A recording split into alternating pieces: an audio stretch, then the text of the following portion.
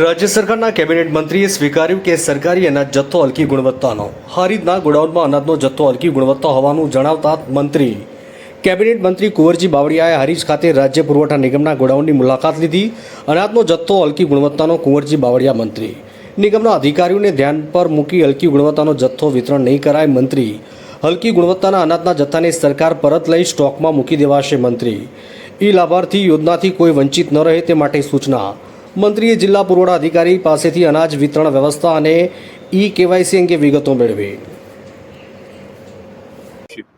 એની સાથે સમી હારીજની સાથે રસ્તામાં જ્યાં જ્યાં અમારા એફસીઆઈનું ગોડાઉન અને અન્ન નાગરિક પુરવઠાના ગોડાઉન હતા ત્યાં પણ અમે મુલાકાત લીધી। ત્યાં ક્યાંક કોઈ જગ્યાએ ખાસ કરીને વજન ઓછું આવવાની ફરિયાદ હતી।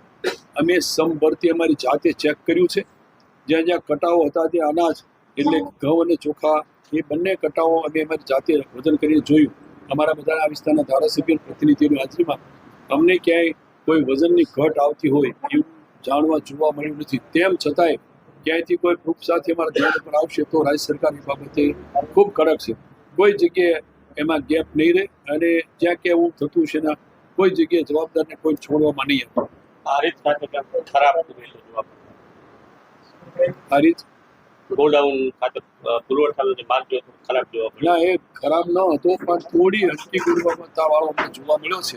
એ અમે ચોક્કસ અમારા નિગમના અધિકારીઓનું ધ્યાન ઉપર મૂકીને અમારા અગ્ર સચિવ અને રાજ્ય સરકારમાંથી જ્યાં જ્યાં સપ્લાય થયો છે એને ગુણવત્તા હલકી દેખાશે ચોક્કસ વિતરણ નહીં કરીએ અને એ સ્ટોકમાં મૂકીને એને પરત કરશું।